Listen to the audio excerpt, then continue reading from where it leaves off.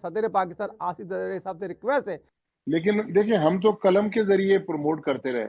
पाकिस्तान के लिए यकीनी तौर पर बहुत बड़ा झटका है। जब से मोबाइल फोन आ गया तो हर आदमी जर्नलिस्ट बनने की कोशिश करता है, ब्रेंडन मैकलम को कोचिंग से हटा दिया गया, और अब्दुल्ला शफीक, जिसका ओरिजिनल टीम में ही नाम नहीं था, और सरफराज अहमद को हमेशा प्रमोट करते रहे। बेन स्टोक की कंट्रोवर्सी रही कप्तानी की, तो पाकिस्तान इंग्लैंड को हरा सकता है। सलमान अली आगा हमें भी गलत साबित करें और पाकिस्तान की कश्ती को किनारे लगा दें।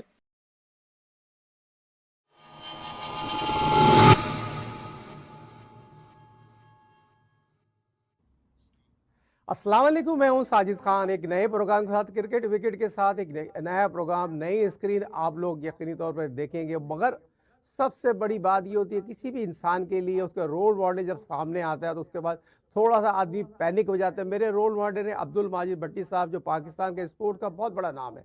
और हमने जब क्रिकेट खेली तो हमारी क्रिकेट को कवर करते रहे, मगर आज दुनिया सहाफ़त का पाकिस्तान में बहुत बड़ा नाम अब्दुल माजिद भट्टी ने जिस तरह सहाफ़त की दुनिया में पाकिस्तान के लिए काम किया, ग्राउंड फ्लोर में काम किया, ये बड़ी खुशाइन बात होती है। पाकिस्तान के क्रिकेट की तारीख अगर लिखी जाए तो अब्दुल माजिद भट्टी साहब को बहुत ही आला लफ्ज़ों में याद किया जाएगा। पाकिस्तान के सदर पाकिस्तान आसिफ ज़रदारी साहब से रिक्वेस्ट है, जितने भी अभी अगस्त के पाकिस्तान परफॉर्मेंस मिला, मेरी रिक्वेस्ट है अब्दुल माजिद भट्टी साहब को पाकिस्तान परफॉर्मेंस मिलना चाहिए। जो उनकी स्पोर्ट्स में कारकर्दी है वो किसी से झपी झुकनी नहीं है। मगर आइए अब्दुल माजिद भट्टी साहब के साथ। माजिद भट्टी साहब, अस्सलाम वालेकुम। जी वालेकुम अस्सलाम। बहुत शुक्रिया साजिद खान, आपकी मोहब्बतों का और आपके कॉम्प्लीमेंट्स का। और बहुत अच्छा लग रहा है आज आपको, बहुत अरसे बाद आपको लाइव देखा है। वरना पिछले काफी सालों से तो या तो हम आपको सोशल मीडिया पे देख रहे होते हैं, या तस्वीरों में, या फिर फोन पे आपसे बात होती है। लेकिन अच्छा लग रहा है कि आप दोबारा माशाल्लाह। मुझे आज वो 1984 वाला साजिद खान याद आ गया, जब हमारी आपकी पहली मुलाकात नेशनल स्टेडियम में खान मोहम्मद के कैंप में हुई थी। और आज हम 2026 में खड़े हुए हैं, लेकिन हमारी मोहब्बतें, हमारे जो प्यार है, वो आज भी कम नहीं हुआ।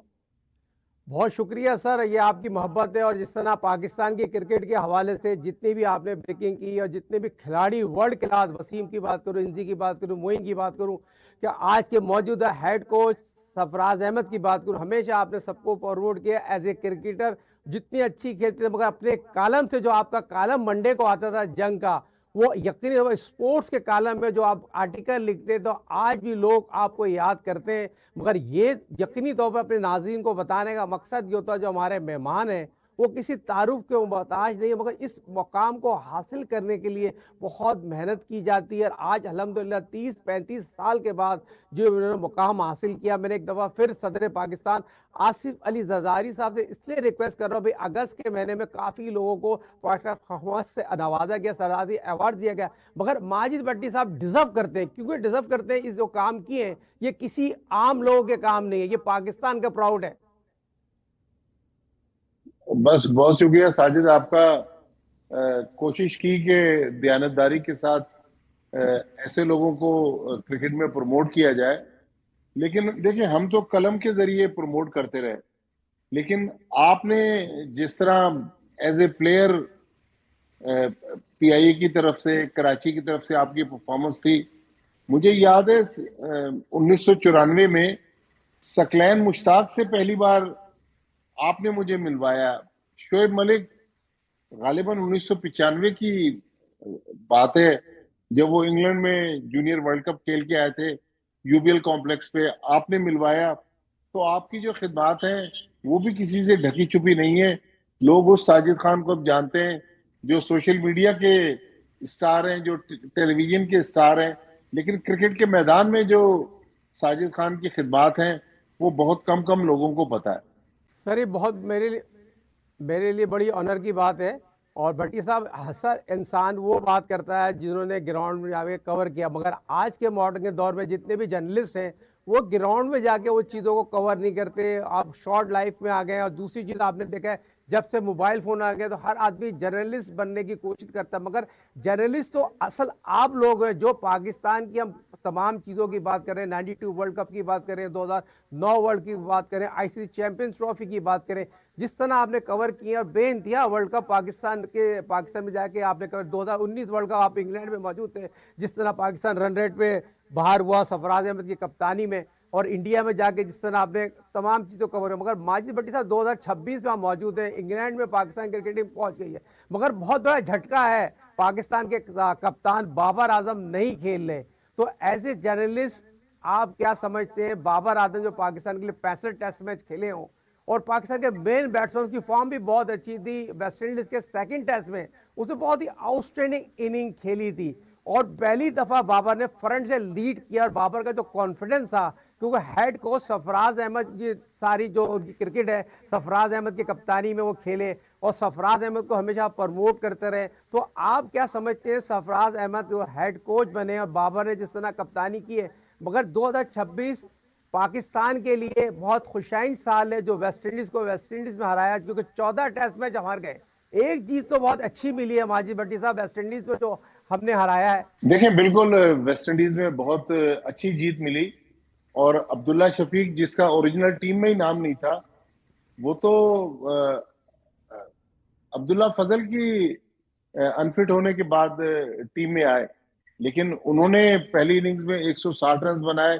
लेकिन बाबर आजम ने तीसरी बार कप्तानी संभाली, उन्होंने पहली इनिंग्स में जिस तरह अब्दुल्ला शफीक के साथ उनकी एक पार्टनरशिप थी, पाकिस्तान को लीड दिलवाई, फिर दोनों ने दूसरी इनिंग्स में मैच को फिनिश किया।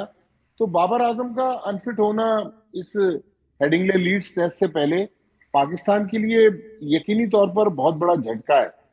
लेकिन मेरा ख्याल में सरफराज अहमद जितनी क्रिकेट समझते हैं, जो मैं और आप तो देखें सरफराज को बहुत करीब से जानते हैं, इतना हम्बल, इतना डाउन टू अर्थ इंसान, अल्लाह ताला ने उसको इतनी इज्जत दी कि पाकिस्तान की उस T20 टीम का वो कप्तान बना जो वर्ल्ड नंबर 1 बनी। फिर चैंपियंस ट्रॉफी के फाइनल में सरफराज अहमद ने इंडिया को ओवल में हराया, अंडर 19 वर्ल्ड कप जीता, कोयटा ग्लैडिएटर्स को PSL जितवाई।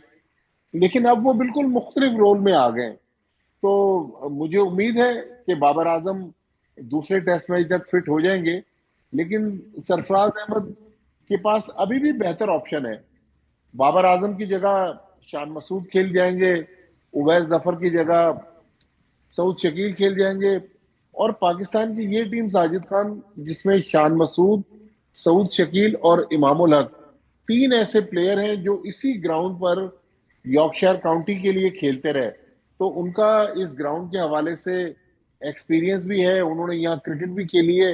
मेरे ख्याल में ये एडवांटेज एक पाकिस्तान को मिलेगा। फिर इंग्लैंड की टीम रिसेंटली न्यूजीलैंड से वो सीरीज हारे हुए हैं। इंग्लैंड की टीम आप देखें कि बेन स्टोक की कंट्रोवर्सी रही कप्तानी की, बेन स्टोक को रिटायरमेंट लेना पड़ गई, ब्रेंडन मैकलम को कोचिंग से हटा दिया गया। तो उनके जो डिसएडवांटेजेस हैं या उनकी जो कंट्रोवर्सीज हैं वो पाकिस्तान के फेवर में जाती हैं। मेरे ख्याल में अगर पाकिस्तान अपने पूरे पोटेंशियल पर ये सीरीज खेले तो पाकिस्तान इंग्लैंड को हरा सकता है।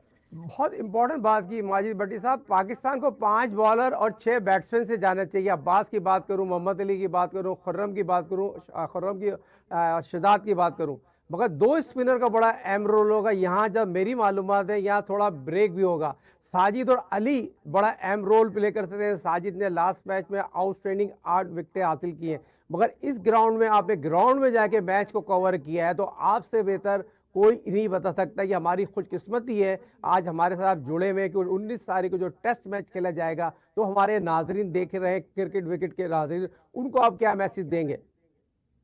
देखिए, मैंने यहाँ पर 2010 का पाकिस्तान ऑस्ट्रेलिया का एक टेस्ट मैच कवर किया जो पाकिस्तान 3 विकेट से जीता, और इस हेडिंगले लीड्स में पाकिस्तान ने 2 ही टेस्ट मैच जीते हैं, एक 87 में इमरान खान की कप्तानी में, और एक फिर ऑस्ट्रेलिया के खिलाफ जब पाकिस्तान में क्रिकेट नहीं हो रही थी तो पाकिस्तान की होम सीरीज का वो टेस्ट मैच था। मैंने 2018 का भी पाकिस्तान इंग्लैंड का टेस्ट मैच, खैर वो तो वन साइडेड रहा, इंग्लैंड की टीम ने पाकिस्तान को आउट क्लास कर दिया। लेकिन मेरे ख्याल में यहाँ का जो ओवरऑल ट्रैक रिकॉर्ड है इस पिच का, ओवरकास्ट कंडीशन होती है, बारिशें बहुत होती हैं, सीमिंग ट्रैक है यहाँ का। लेकिन मैं अभी माइक एथरटन को पढ़ रहा था, उन्होंने कहा कि इस साल इंग्लैंड में जितनी गर्मी पड़ गई है और जितना ड्राई वेदर है, मैंने इतना ड्राई वेदर अपने जिंदगी में इंग्लैंड में नहीं देखा। तो इस ड्राई वेदर का पाकिस्तान को अच्छा एडवांटेज मिल सकता है कि पाकिस्तान के स्पिनर्स, जाहिर है पिच में क्रैक्स पड़े होंगे, तो पाकिस्तान के स्पिनर्स को पिच से मदद मिल सकती है। फिर एक और चीज भी है कि बारिश जो है वो अगले 2.5-3 दिन बताया जा रहा है कि लीड्स में बारिश है। तो ठीक है, बाबर आजम के बगैर हम जा रहे हैं तो खेलों में इंजरीज होती रहती हैं। मेरे ख्याल में पाकिस्तान, अगेन मैं वो बात रिपीट करता हूं कि अगर अपने पोटेंशियल पर खेले, बैट्समैन परफॉर्म करें, बॉलर्स उस स्कोर को डिफेंड करें, तो पाकिस्तान की टीम इंग्लैंड को, अगर पहली बात तो हरा सकती है, अगर हरा नहीं सकी तो कम से कम टफ टाइम जरूर दे सकती है। बहुत इंपॉर्टेंट बात की माजिद भट्टी साहब। आप यहाँ पर हम आते हैं पाकिस्तान के नए कप्तान आगा सलमान। यकीनी तौर पर पाकिस्तान से उस तरह की कारकर्दगी नहीं दिखा रहे जिस तरह की हम उनको तवक्को रख रहे थे। बहुत ही टैलेंटेड खिलाड़ी है, मगर पिछले काफ़ी सीरीजों से आगा की उस तरह की कारकर्दगी नहीं है। सीनियर प्रो के नाते उन्होंने उस तरह का रोल प्ले नहीं किया। रिजवान की बात करूं, खास तौर पे आगा को एक नई जिम्मेदारी मिली है और हमेशा हमने आपसे ये चीज़ें लीडिंग ऑफ फ्रंट, लीडिंग जो कप्तान जो फ्रंट से लीडिंग करता है, और ये बड़ा अच्छा मौका है ऐसे कप्तान, कॉन्फिडेंस उनको नजर आएगा। तो आप क्या समझते? दूसरा सवाल ये है सर मेरे से, अगर पाकिस्तानी जो आप वहां पर काफी अरसे से जाते रहे, मगर मीडिया को हैंडल करना इतना आसान नहीं होता जितना मुश्किल वहां का ब्रिटिश मीडिया होता है, तो आपसे बेहतर कोई नहीं बता सकता। पिछले दिनों साबिक कप्तान ने भी एक बात कहती करी थी, अब पता चलेगा बाबर आजम मीडिया को किस तरह हैंडल करता है। तो जरा सर इसके बारे में तो बताएं। देखिए, एक तो पाकिस्तान ने इस सीरीज से पहले वाइस कप्तान अनाउंस नहीं किया था। अच्छा होता कि आपने वेस्ट इंडीज और इंग्लैंड के लिए जब 4 जुलाई को टीम अनाउंस की थी तो वाइस कप्तान भी अनाउंस कर देते। लेकिन फिर जब हम वेस्ट इंडीज पहुंचे तो 3 इनिंग्स खेली सलमान अली आगा ने, एक में 20 रन किए, 2 इनिंग्स में वो 0 पर आउट हुए। तो उनको तो अपनी बैटिंग फॉर्म के लाले पड़े हुए, वो वहां अंडर प्रेशर है और हमने उनको कप्तानी का ताज उनके सर पे सजा दिया। मेरे ख्याल में जब आपने इतने टेस्ट मैच शान मसूद को दे दिए हैं, तो यहाँ भी सलमान अली आगा को प्रेशर से रिलीज करने के लिए शान मसूद को अगर कप्तानी दे दी जाती तो उसमें बुराई नहीं थी। और जो साजिद खान आप बात कर रहे हैं मीडिया हैंडलिंग की, बिल्कुल इंग्लैंड का मीडिया, मुझे याद है 2010 में जब स्पॉट फिक्सिंग स्कैंडल हुआ तो यही इंग्लिश मीडिया था जिसने पाकिस्तान की धज्जियां उड़ा दी। तो लिहाजा अ, अगर शान मसूद इस मैच में कप्तानी करते, लेकिन हमारी जो टीम मैनेजमेंट है जिसमें कोचिंग स्टाफ भी है, प्लेयर भी है, उनको एक बहुत ही मोहतात तरीके से सिर्फ गेम पे फोकस करना है। कहीं ऑफ द फील्ड लड़कों ने कोई एक्टिविटी की, कोई चीज रिपोर्ट होगी। आजकल आपको पता है कि सोशल मीडिया पे भी बहुत सारी चीजें वायरल हो रही होती हैं, तो मुश्किल हो सकती है। राशिद लतीफ बिल्कुल सही कह रहे थे कि हमें परफॉर्मेंस पे भी फोकस करना है और ब्रिटिश मीडिया को भी हमने फोकस करके आगे बढ़ना है कि वहाँ के अखबारात जो हैं, टैबलॉइड न्यूज़पेपर्स हैं, वहाँ के रेडियो हैं, और फिर सोशल मीडिया पर बहुत सारे लोग इस वक्त इन होते हैं। तो पाकिस्तान टीम के लिए एक मुश्किल दौरा है। लेकिन मेरे ख्याल में पाकिस्तान के ये लड़के समझदार हैं, इन्होंने 20-20, 25-25 टेस्ट मैच खेले, 2-3 के अलावा।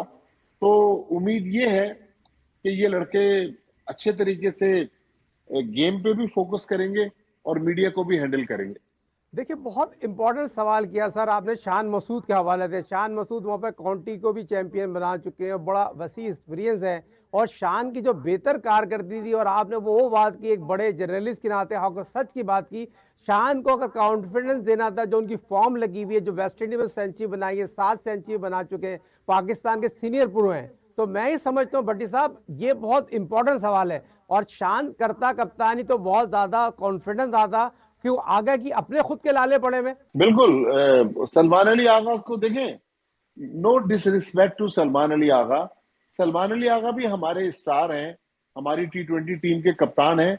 लेकिन आप देखें T20 में भी सलमान अली आगा जो है वो स्ट्रगल करते रहे कप्तानी में। अब टेस्ट मैच की कप्तानी साजिद खान आपसे बेहतर कोई नहीं जानता। 5 दिन में सेशन बाय सेशन गेम आगे बढ़ता है, बहुत सारे उतार चढ़ाव आते हैं, तो लिहाजा सलमान अली आगा को फ्री कर देते।